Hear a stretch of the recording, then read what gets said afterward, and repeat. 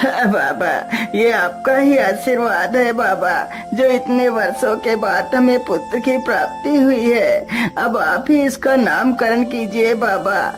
हाँ हाँ बेटा, क्यों नहीं, आप अपने पुत्र को मुझे दीजिए। साधु जैसे ही उस बच्चे को अपनी गोद में लेता है तो देखता है उसके दाहिने हाथ पर एक नीले रंग का चिन्ह बना हुआ है जो राजयोग को दर्शाता है। साधु उस बच्चे के ऊपर उस चिन्ह को देखकर हैरान रह जाता है। क्या बात है बाबा, आप इतना परेशान क्यों लग रहे हैं? बेटा, मैं परेशान नहीं हूँ, मैं तो बहुत खुश हूँ। तुम्हारा यह बेटा बहुत ही तकदीरी है। तुम्हारे बेटे के किस्मत में राजयोग लिखा है। हाँ बाबा, मैं कुछ समझा नहीं, आप क्या कहना चाह रहे हैं बाबा? बेटा, तुम्हारा यह पुत्र राजा बनेगा। ये 14 वर्ष की आयु में ही इस राज्य की राजकुमारी से विवाह कर राजा बन जाएगा। साधु की यह बात सुनकर हरिया बहुत खुश हो जाता है। इसी प्रकार कुछ दिन गुजर जाते हैं। और तेज, शिकार बस कुछ ही दूर पर है। राजा हिरन के पीछे भागते भागते काफी दूर निकल जाता है, लेकिन हिरन राजा के हाथ नहीं लगता। ओहो, सत्यानाश हो तेरा, भागते भागते इतनी दूर निकल आया, लेकिन हिरन तो हाथ लगा ही नहीं। और प्यास भी इतनी जोर की लगी है। आसपास तो कोई नदी और तालाब भी नहीं है। मुझे लगता है इस ओर कोई गांव नजदीक ही पड़ेगा। चलो इस ओर ही चलता हूँ।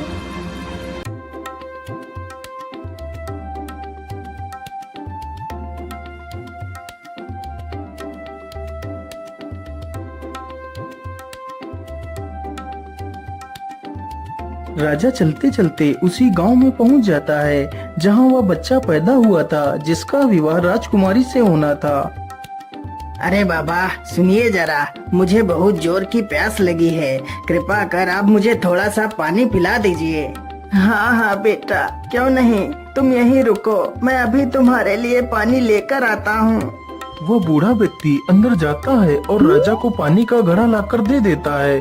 फिर वह राजा पानी पी लेता है।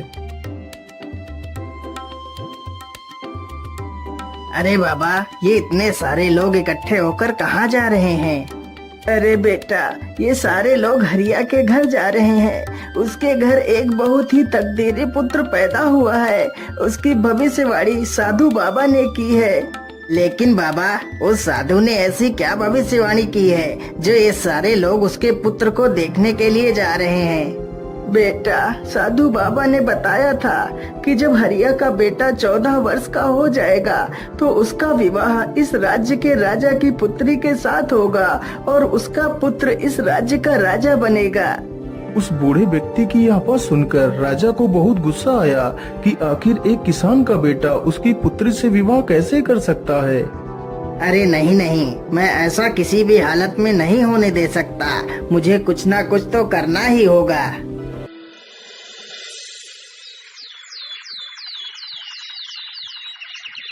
राजा अगले ही दिन अपना वेश बदलता है और उसी गांव में पहुंच जाता है। अरे भाई, ये हरिया किसान का घर कहाँ पर है?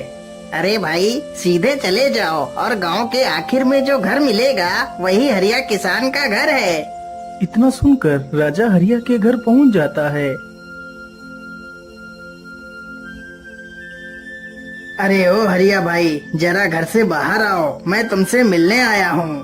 हाँ भाई, बोलिए, आप कौन है और आप हमसे क्यों मिलना चाहते हैं? हरिया भाई, मैं सेठ करोड़ी मल हूँ। मैं हरिपुरा गांव में रहता हूँ। मैंने सुना है आपका पुत्र बहुत किस्मत वाला है, उसके किस्मत में राजयोग है। हाँ सेठ जी, आपने बिल्कुल ठीक ही सुना है। हरिया भाई, मैं तुमसे कुछ कहना चाहता हूँ। हाँ हाँ, बोलिए बोलिए सेठ जी, आप हमसे क्या कहना चाहते हैं? अरे भाई, आप अपना बच्चा मुझे दे दो, मैं इसके बदले तुम्हें ढेर सारा धन दूंगा। तुम्हारे बच्चे का पालन पोषण मैं करूंगा। लेकिन सेठ जी, मैं अपना बच्चा आपको नहीं दे सकती।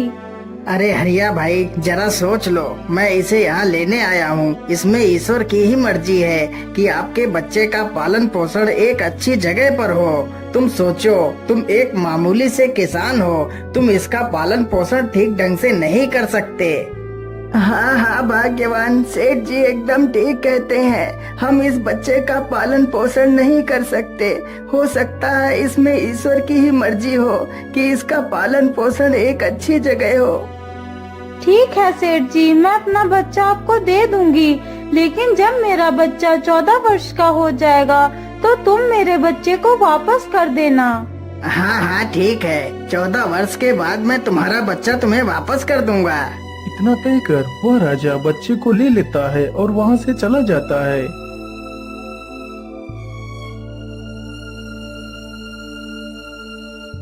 क्या करूं? इस मासूम को मारने के लिए तो मेरे हाथ उठ ही नहीं रहे हैं। मैं ऐसा करता हूं, इसे एक लकड़ी के संदूक में बंद कर देता हूं और इसे नदी में बहा देता हूं, या इसी नदी में डूबकर मर जाएगा। इतना सोचकर राजा उसे एक लकड़ी के संदूक में बंद कर देता है और उसे नदी में बहा देता है।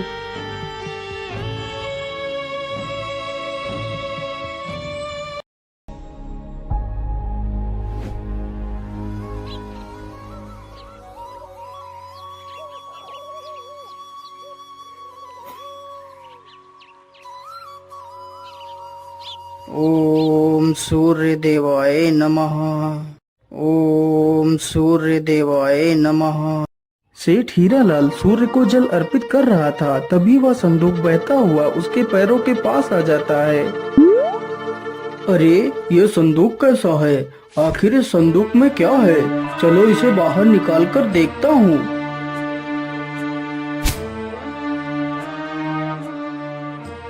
अरे ये क्या? इसमें तो एक बच्चा है, लेकिन यह बच्चा तो कितना सुंदर है। हे प्रभु, लगता है आपने मेरी सुन ली। मेरी पत्नी कब से पुत्र की कामना कर रही थी और आज आपने उसे भी पूरा कर दिया। सेठ जल्दी से उस बच्चे को उठाकर अपने घर ले जाता है और अपनी पत्नी को सारी कहानी सुनाता है। हे प्रभु, आपका बहुत बहुत धन्यवाद जो आपने मेरी इस इच्छा को भी पूरा कर दिया। इसी प्रकार धीरे धीरे 14 वर्ष गुजर जाते हैं। सेठ ने उस लड़के का नाम सूरज रखा। सूरज अब पूरे 14 वर्ष का हो चुका था। वाह सूरज वाह, तुम तो कितने बुद्धिमान हो। सूरज की प्रशंसा गुरुजी कर रहे थे, तभी वहाँ से वही राजा गुजरता है जो किसी दूसरे राज्य में किसी जरूरी कार्य के लिए जा रहा था। अरे इतना सुंदर युवक मैंने आज तक नहीं देखा। आखिर यह किसका पुत्र है? वाह वाह, तुम तो वाकई में कितने बुद्धिमान हो। लेकिन तुम किसके पुत्र हो बेटा? मैं सेठ हीरालाल का पुत्र हूँ। अच्छा, ठीक है बेटा, जाओ जाओ, तुम अपना काम करो। इतना पूछकर राजा सेठ हरिदयाल के घर जाता है।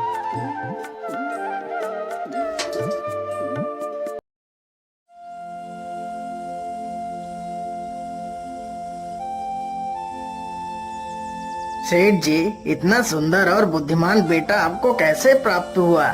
महाराज, वह मेरा बेटा नहीं है। मैंने तो सिर्फ उसका पालन पोषण किया है। इसके आधार पर वह मेरा बेटा ही हुआ। लेकिन सेठ जी, यह लड़का आपको कहाँ से मिला? फिर सेठ राजा को सारी कहानी सुनाता है। ओहो, इसका मतलब यह वही लड़का है जिसे मैंने 14 वर्ष पहले एक नदी में बहा दिया था। राजा और सेठ आपस में बात कर ही रहे होते हैं कि तब तक वहाँ पर सूरज आ जाता है। सेठ जी, यदि आप बुरा ना माने तो मैं एक पत्र लिखकर अपनी महारानी को कुछ संदेश भेजना चाहता हूँ। यदि आपका बेटा सूरज उस पत्र को महारानी तक पहुँचा दे तो मैं आपको 100 सोने की मोहरें दूंगा। हाँ हाँ महाराज, क्यों नहीं, मैं आपका संदेश लेकर जरूर जाऊंगा। राजा ने चुपचाप एक संदेश लिखा और उस पर अपनी मोहर लगा दी। फिर सूरज को पकड़ा दिया। सूरज उस पत्र को लेकर वहाँ से निकल पड़ता है।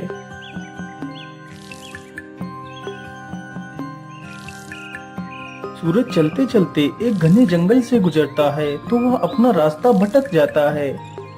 अरे ये क्या, मैं चलते चलते इतना थक गया हूँ, लेकिन यह जंगल तो खत्म होने का नाम ही नहीं ले रहा है। कहीं मैं रास्ता तो नहीं भटक गया? अब तो जल्दी ही शाम भी होने वाली है। क्या करूं, किधर जाऊं? फिर सूरज आगे बढ़ता है। उसे चलते चलते जंगल में रात हो जाती है।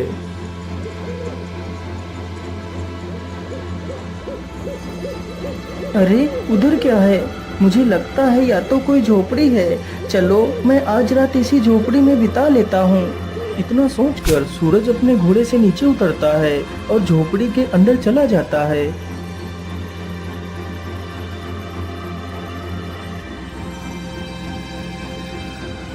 अरे अरे, कौन हो तुम और तुम अंदर कहाँ घुसते चले आ रहे हो? माता जी, मुझे माफ करिएगा जो मैं आपकी बिना इजाजत के अंदर चला आया। फिर सूरज उस बूढ़ी महिला को सारी कहानी बताता है। सूरज की ये सारी बातें सुनकर उस बूढ़ी महिला को सूरज पर दया आ जाती है। लेकिन बेटा, तुम्हारा यहाँ पर रुकना ठीक नहीं होगा। यह स्थान डाकुओं का अड्डा है। अभी कुछ ही देर में डाकू आने वाले हैं। यदि उन लोगों ने तुम्हें यहाँ पर देख लिया तो समस्या आ जाएगी। लेकिन माता जी, इतनी रात्रि में तो मैं कहीं और भी नहीं जा सकता। यदि बाहर जंगल में गया तो मुझे जंगली जानवर खा जाएंगे। इससे अच्छा है मैं यहीं पर एक कोने में ही सो जाता हूँ माता। इतना कहकर सूरज एक कोने में जाकर लेट जाता है और सो जाता है। कुछ ही देर बाद डाकू अपने घर वापस आ जाते हैं।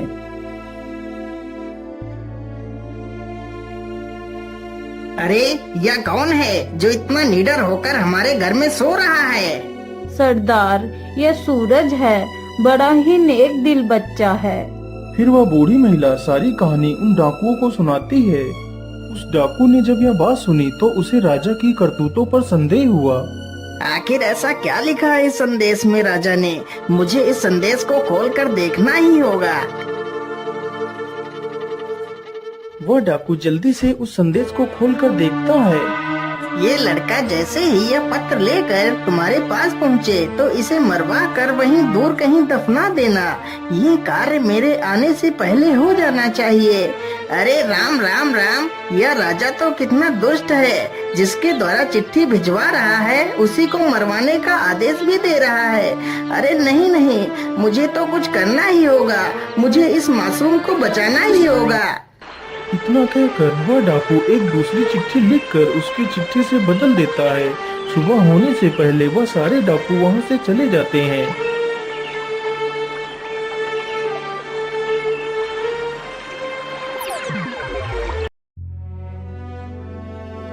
अच्छा माता जी, अब तो सुबह हो गई है। अब मैं चलता हूँ। यहाँ पर आश्रय देने के लिए आपका बहुत बहुत धन्यवाद। इतना कहकर सूरज वहाँ से निकल पड़ता है। सूरज कुछ ही देर में राजमहल में पहुँच जाता है और चिट्ठी महारानी को दे देता है। महारानी तुरंत ही उस चिट्ठी को पढ़ती है। यह लड़का बहुत ही ईमानदार और नेक दिल है। यह हमारी राजकुमारी के लायक है। इसलिए मैं चाहता हूँ हमारी राजकुमारी का विवाह इसी के साथ हो। इसलिए तुम हमारी पुत्री का विवाह इसी के साथ कर दो। यह विवाह मेरे वापस आने से पहले हो जाना चाहिए। आखिर महाराज ऐसे कैसे किसी के साथ हमारी राजकुमारी का विवाह कर सकते हैं? लेकिन इस चिट्ठी पर तो महाराज की मोहर भी लगी है। इसका मतलब यह युवक सत्य कह रहा है। इतना सोचकर महारानी ने अपनी पुत्री का विवाह सूरज के साथ कर दिया। कुछ दिनों बाद जब राजा वापस लौट कर आया तो उसे पता चला कि उसकी पुत्री का विवाह उसी युवक के साथ हो गया है। यह सुनकर राजा गुस्से से आग बबूला हो गया। नहीं नहीं महारानी जी, ये तुमने क्या कर दिया? तुम जल्दी से जाओ और मुझे वह पत्र दिखाओ जो मैंने तुम्हें भेजा था। महारानी जल्दी से राजा को वह पत्र दिखाती है तो राजा पत्र में कुछ और ही लिखा पाता है। अरे सैनिकों, जल्दी से जाओ और सूरज को हमारे सामने पेश करो।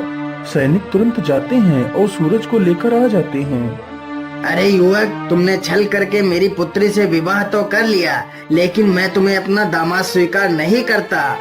लेकिन महाराज, मैंने तो आपके साथ कोई छल नहीं किया है। अरे मूर्ख, तू मेरे साथ भी छल करना चाहता है, लेकिन मैं तुझे अपना दामाद स्वीकार नहीं करता। हाँ, मैं तुझे एक शर्त पर ही अपना दामाद स्वीकार कर सकता हूँ। बोलिए महाराज, आपकी क्या शर्त है? अरे युवक, यदि तुम मुझे शैतान के 2 सोने के बाल लाकर दे दो तो मैं तुम्हें अपना दामाद स्वीकार कर तुम्हें अपना सारा राज्य सौंप दूंगा। यदि बाल लेकर नहीं आए तो मैं तुम्हें फांसी पर चढ़ा दूंगा। ठीक है महाराज, मैं अपनी पूरी कोशिश करूंगा। इतना कहकर सूरज एक घोड़े पर सवार होकर वहां से निकल पड़ता है।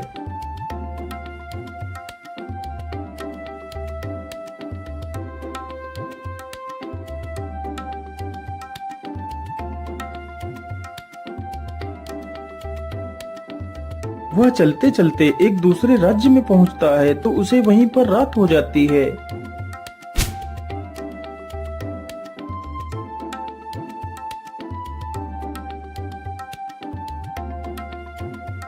अरे सैनिक भाई, मैं एक परदेशी हूँ और आज रात मैं आपके यहाँ रुकना चाहता हूँ। सैनिक तुरंत ही सूरज को राजा के पास ले जाते हैं। लेकिन बेटा, तुम शैतान के बाल लेने के लिए तो निकल पड़े। क्या तुम्हें पता भी है वह शैतान कहाँ रहता है? महाराज, मैं सब कुछ जानता हूँ। अच्छा, यदि तुम सब कुछ जानते हो तो क्या तुम यह भी जानते हो कि हमारे राज्य का सबसे बड़ा कुआं सूख क्यों गया, जबकि उसमें सबसे मीठा पानी निकलता था? हाँ महाराज, मैं यह भी जानता हूँ कि आपका मीठे पानी का कुआं क्यों सूख गया है। तो फिर मुझे जल्दी से बताओ, वह कुआं क्यों सूख गया है? यदि तुमने मुझे उसके सूखने का कारण बता दिया तो मैं तुम्हें सोने चांदी से तौल दूंगा। लेकिन महाराज, मैं इसका जवाब आपको अभी नहीं दे सकता। मैं इसका जवाब वापस आकर दूंगा।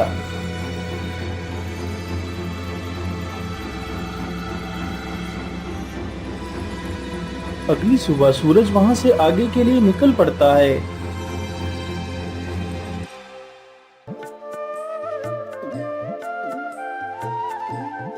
वह चलते चलते एक बड़ी सी नदी के पास पहुंचता है।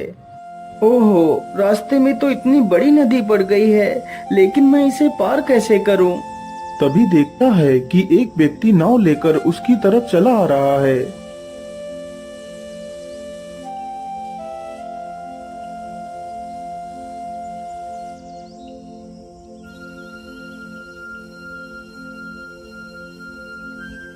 अरे भाई, कृपा कर आप मुझे नदी के उस पार छोड़ दीजिए।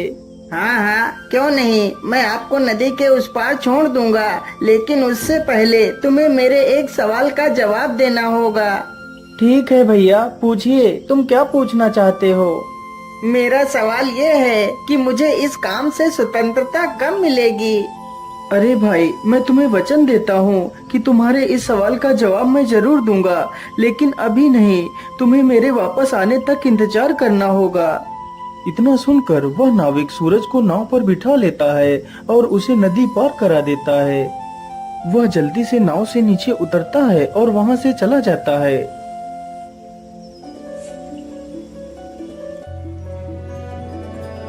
सूरज चलते चलते एक गुफा के पास पहुँचता है। मुझे लगता है यह वही गुफा है जिसमें वह राक्षस रहता है। चलो इसके अंदर चलता हूँ। इतना कहकर वह गुफा के अंदर घुस जाता है।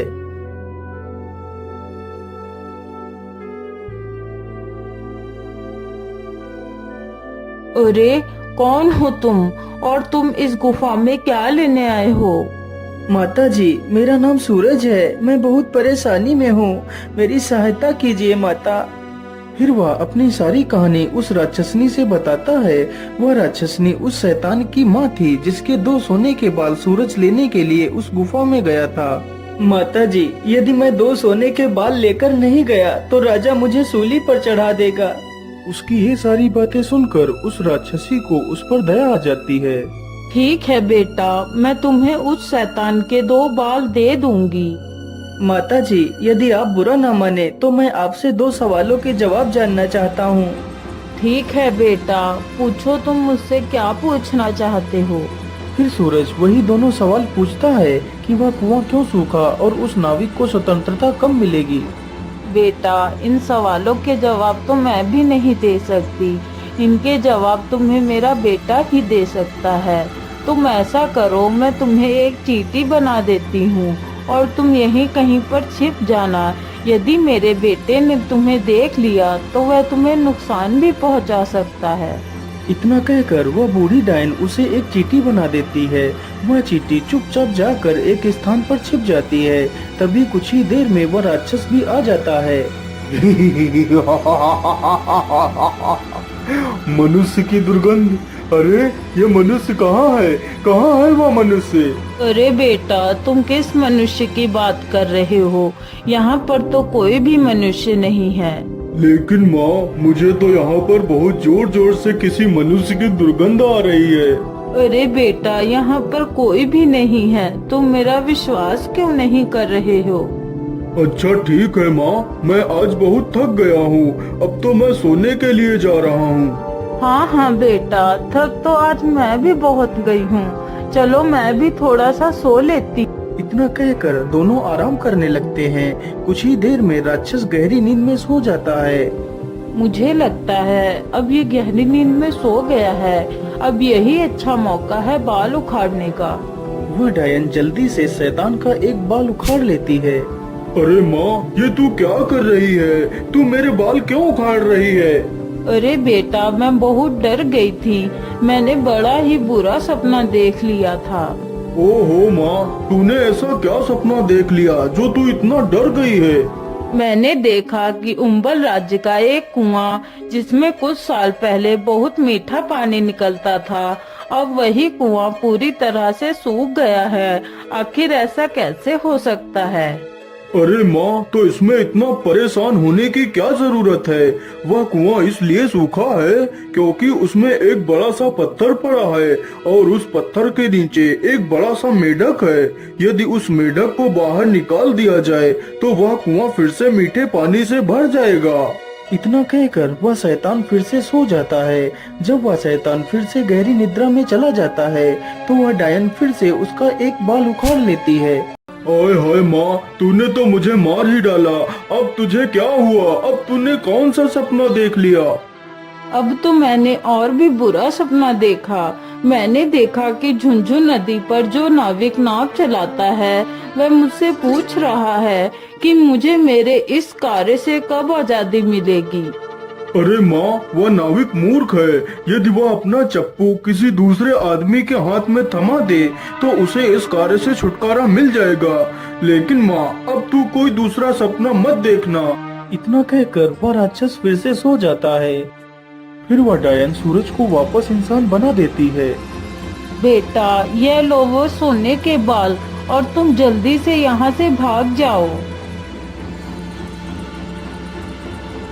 सूरज डायन का धन्यवाद करता है और वहाँ से चला जाता है।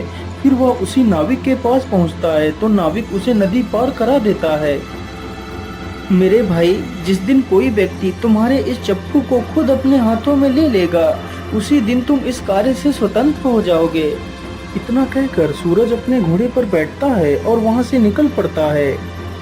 सूरज चलते चलते कुछ ही देर में अंबल राज्य में पहुंच जाता है, जहां उसे अपने दूसरे सवाल का जवाब देना था।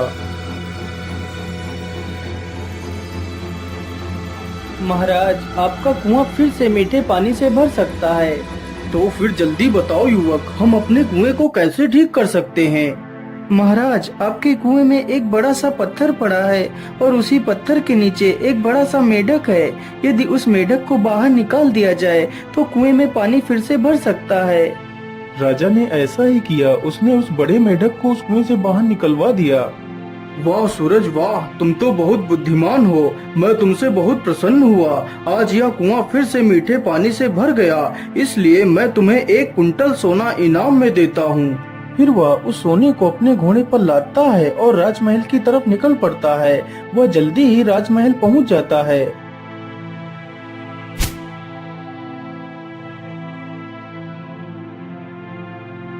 ये लीजिए महाराज, मैं आपके लिए शैतान के बाल लेकर आ गया हूँ। अच्छा अच्छा ठीक है, लेकिन तुम इन दोनों थैलों में क्या लेकर आए हो? महाराज, इसके अंदर सोना है। सूरज जल्दी से उन दोनों थैलों को राजा के सामने ही खोल देता है। इतना सारा सोना देखकर राजा हैरान हो जाता है। अरे, इतना सारा सोना! लेकिन इतना सारा सोना तुम्हें कहाँ से मिला है? महाराज, मुझे यह सारा सोना झुंझुन नदी के उस पार पहाड़ियों से मिला है। वहाँ पर बहुत सारा सोना पड़ा है। मैं जितना भी सोना वहाँ से ला सकता था उतना ही लेकर आया हूँ। अच्छा, तो क्या मैं भी वहाँ से सोना ला सकता हूँ? हाँ हाँ महाराज, क्यों नहीं। जब आप झुंझुन नदी के पास पहुंच जाना तो तुम्हें एक नाविक मिलेगा। तुम उस नाविक का चप्पू खुद लेकर नाव चलाना और नदी के उस पार निकल जाना, तभी वह सोना तुम्हें दिखाई देगा। यदि तुमने नाव स्वयं नहीं चलाई तो वह सोना तुम्हें कभी नहीं मिलेगा। इतना सुनते ही राजा के मन में लालच आ जाता है और वह तुरंत ही झुंझुन नदी पर पहुंच जाता है। अरे ओ नाविक, जल्दी से इधर आ, मुझे नदी के उस पार जाना है। इतना सुनते ही नाविक जल्दी से नाव को नदी के किनारे पर लाता है। राजा तुरंत ही उसका चप्पू खुद उठाकर नाव चलाने लगता है। तभी वह नाविक उस नाव पर से गायब हो जाता है और राजा उसी नाव का नाविक बनकर रह जाता है। उधर सूरज ही उस राज्य का राजा बन जाता है। अरे हरिया भाई, अपना बेटा मिल गया। हमारे राज्य का राजा 14 वर्ष का लड़का बना है और उसका विवाह राजकुमारी से हुआ है। इसका मतलब वही तुम्हारा पुत्र है। इतना सुनते ही हरिया और उसकी पत्नी राजमहल पहुंच जाते हैं और अपनी सारी कहानी सूरज से बता देते हैं। हाँ हाँ सूरज बेटा, यही तुम्हारे असली माता पिता हैं। तू मुझे नदी में एक लकड़ी के संदूक में मिला था। इतना सुनकर सूरज अपने माता पिता को अपने गले से लगा लेता है और उस राज्य में ही राज करने लगता है।